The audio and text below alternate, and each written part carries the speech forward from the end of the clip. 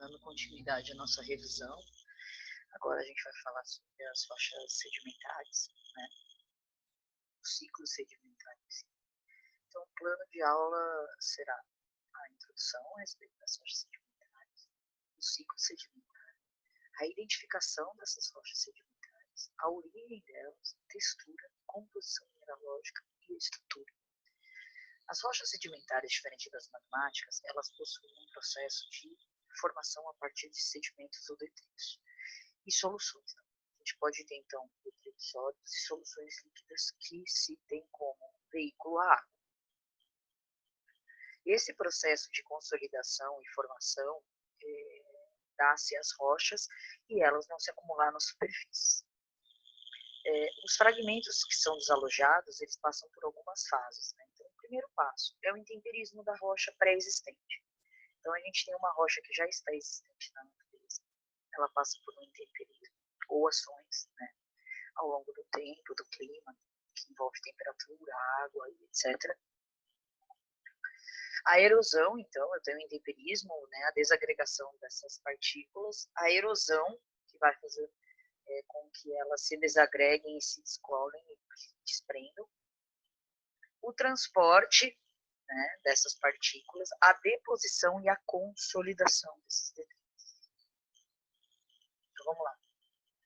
Aquele ciclo que a gente gosta, né, de falar bastante, eu já mostrei nas rochas metamórficas. Então, vamos lá. Vamos pensar que nós temos essa rocha pré-existente, né? O intemperismo, meteorização, que seria intemperismo, né? Chuva, temperatura, etc. Eu tenho, então, a erosão, que vai desprender as deposições, então, em continentes ou em oceanos, tá? Desses sedimentos. Elas vão se litificar ou se consolidar, dando origem às rochas sedimentares. Aí os outros processos, né, pessoal, a gente já viu aí. Então, uma rocha magmática, por exemplo, ela vem também de fusão de minerais de outras rochas, certo? Que poderiam ter sido sedimentares, eram metamórficas, passam por essa caracterização. Então, o ciclo sedimentar é exatamente esse, né? Uma rocha que já existe na natureza, ela pode ser ígnea, sedimentar ou metamórfica, ela pode ser ela própria mesmo. Então, a gente tem a desagregação da ação física, desintegração, a decomposição química. Então, a desintegração de ação física é o fragmento de todos os tamanhos, dando origem aos detritos. A decomposição química pode dar origem a soluções de cálcio, sódio, magnésio, potássio, sílica, argila e óxido de ferro. Então, são soluções. Nós vamos ter o transporte e distribuição desses, tanto de detritos quanto de soluções, transporte e distribuição. Como que vai ser feito? Por gravidade, geleiras, vento, água, organismos e rios, dando origem, então, às rochas sedimentares. Então, a gente pode ter aqui marinitos, conglomerados, folheiros, etc. E os precipitados oriundos de soluções de decomposição química nós temos, como os calcários, o carvão, o sal, tá? A gente vai ver alguns exemplos aí. Então, outra parte do ciclo, né, sedimentar, a gente vai ter aqui o intemperismo surgindo a partir de uma rocha pré-existente, né, a atuação ali a gente mostra bem interessante, porque se vocês observarem, tá uma parte acima, né? Então vamos pensar lá em cima para facilitar o entendimento e a deposição, o intemperismo, a erosão, né, desagregação, o transporte e deposição do material mais grosso. Só que o material mais fino ele vai ser transportado e depositando. Sofre de novo o intemperismo, transporte, refaz, né, a formação do diagênio. e assim sucessivamente. Aqui uma foto que mostra um pouco a respeito, né, do relevo, então a forma como a água vai transportar. A gente tem então que a deposição física e mecânica pode ser a partir dos agentes, né, cimentantes, a compactação e a consolidação. Então são todos esses processos. Então, o que eu falei, né? A gente pode ter um depósito que pode ficar à margem, a gente pode ter um depósito que vai ficando, não é uma regra, ele não vai todo para um local, vai ficando alguns pedaços, algumas formações. Então, a gente tem que o material, ele vai, além de ser diminuído com o tempo, né? Ele também vai se depositar em locais menores os materiais mais finos, né? Então, o A, quando a gente vê o A aqui, é a composição herdada do material original, que vai ter composição granulométrica variada aqui. E o B vai ser o quê? O material selecionado por tamanho. Então, mas não é selecionado por ninguém, é pela questão mesmo da gravidade, do transporte, pelo tamanho, pelo peso. E aqui a gente tem, então, com relação à parte de precipitação também, ó. Então, a consolidação para a formação da rocha sedimentar, ela é dependente do que? A compactação de minerais resistentes ao intemperismo. Então, tem minerais que são resistentes ao intemperismo, então eles vão se compactar. Compactação de rochas pré-existentes e cimentação, precipitação de íons em solução. Então, a gente vai ter a precipitação, esses íons em solução vão se precipitando, é que nem a gente pegar o sal ou um açúcar, colocar muito açúcar ou sal na água, vai acontecer o que com aquele que não for dissolvido? Vai precipitar. Então, olha que legal, a gente tem os minerais nas rochas e os minerais no solo. Então, o quartzo é um mineral grosseiro que vai se decompor e vai dar origem à areia. Os feldspatos nas argilas e os piroxênios, anfibólios, biotitas, as argilas positivas com cargas e os óxidos de hidróxido de ferro e alumínio. E o que é isso? Foi o que eu falei para vocês. Então, os minerais primários dão origem a alguns minerais secundários, que são aqueles que vão ter reação no solo e cargas para composição da fertilidade também. Eu tenho rocha não alterada, uma rocha que vai sofrer alteração, vai dar origem a sais solúveis, rochas de precipitação. Aquele excesso dos íons vai fazer a composição de uma rocha de precipitação. O material detrítico, né? Uma rocha detrítica. E a compactação de minerais resistentes ao intemperismo. O que isso quer dizer, pessoal? Quer dizer que são rochas, são minerais que não vão sofrer o intemperismo, eles vão ser carregados desse mesmo jeito. Aí, né? A composição de algumas rochas sedimentares, o arenito, por exemplo, né? Aquela composição clássica das camadas. Aqui, né? Vejam, nitidamente a gente consegue ver a deposição ao longo dos anos. Vejam, muito interessante. Elas são mais frágeis, né, do que o processo de formação delas, completamente diferente do processo do magmatismo e o metamorfismo, que a consolidação por pressão e temperatura as torna muito mais resistentes do que a própria rocha sedimentar, tanto é que ela mesma sofre o processo de um ciclo, né, a formação das rochas aí, pessoal. Então, ó, claro, tudo isso nós podemos dizer que é um processo. Né? Então, a gente, por exemplo, tem uma paisagem formada em região de atividade vulcânica, né? A formação da paisagem devido à ação glacial e a ação pluvial na formação da paisagem. Olha que interessante, pessoal. As montanhas, né?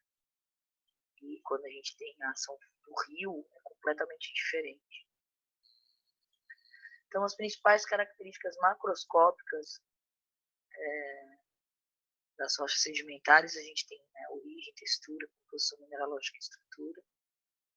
Aqui é aquele ciclo, né, que eu mostrei para vocês, as rochas detríticas ou de precipitação química. Então, com relação às detríticas, a gente vai ter algumas subdivisões. As rudáceas, as arenosas, as siltosas ou as argilosas. As rudáceas, elas vão predominar a fração de areia com seixos ou cascalhos, então são os conglomerados, brechas, tilitos. As arenosas, elas vão predominar a fração de areia sem seixos ou cascalhos, então são areia menor, né? Então são os arenitos, os mais conhecidos por nós, né? Na nossa região tem grande quantidade aí de arenitos. As siltosas vai ser a predomínio do quê? Da fração silt. E as argilosas vai ter a predomínio, né? E a fração argila. O siltito, arenitos, siltitos e argilitos. Quais as diferenciações de textura, né? Das rochas? A argila, ela é a menor fração. Então, ela está numa granulometria aí de 0,02 milímetros. O silt, ele vai estar entre... A argila é menor que 0,002 milímetros.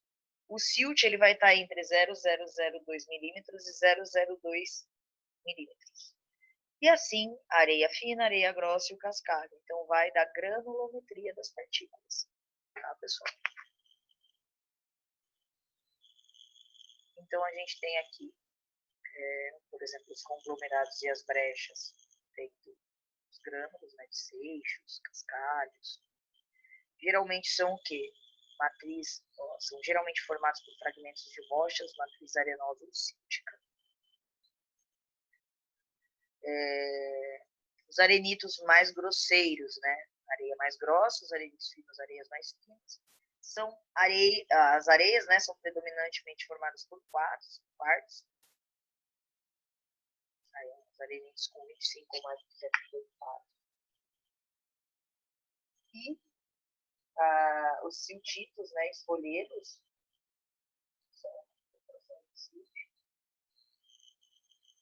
e o argilito e o folheiro do mesmo jeito. Vou mostrar alguns exemplos, né?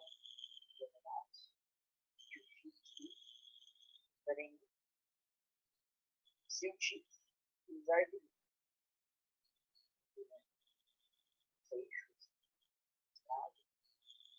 A brecha, né? Os argilitos.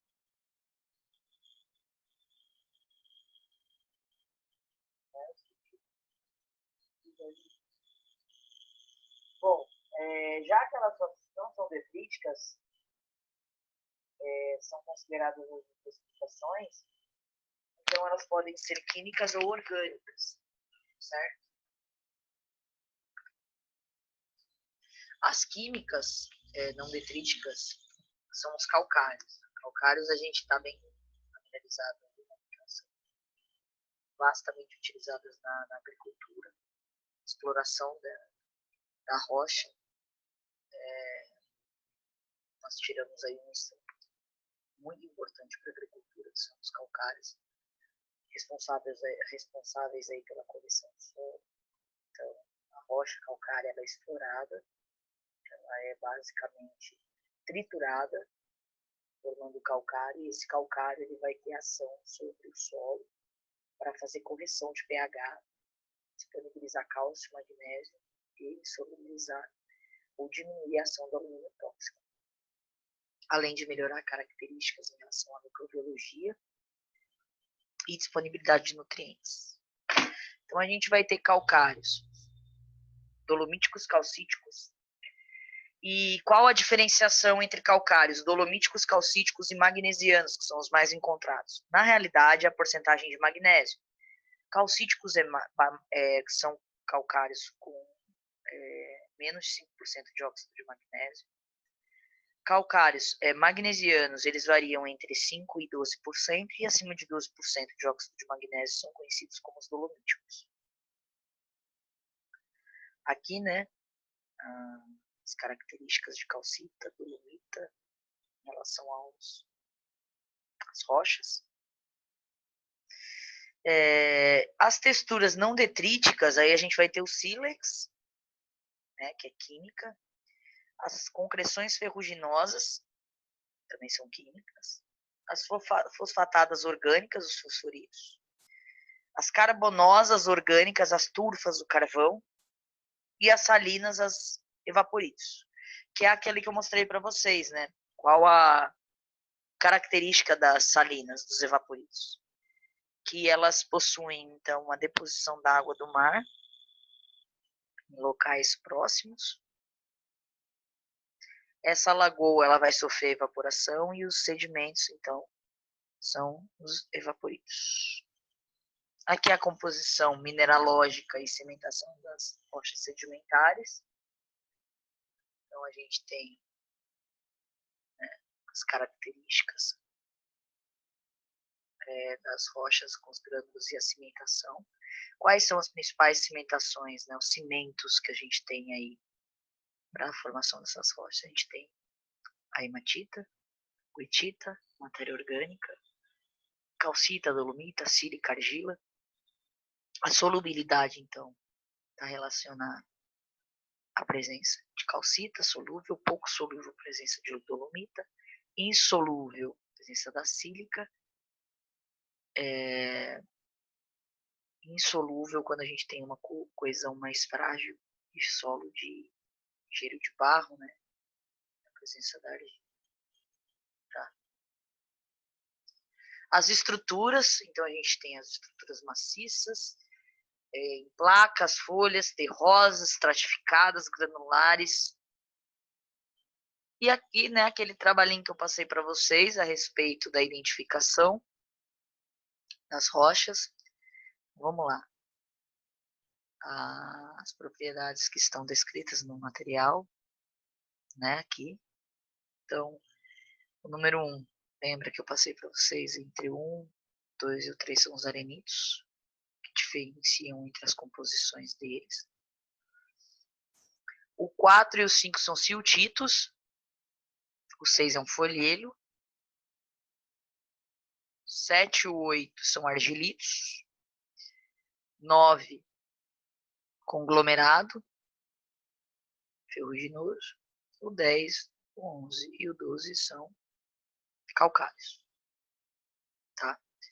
Então a gente tem um calcário calcítico, calcário dolomítico com sílex e um calcário dolomítico calcítico.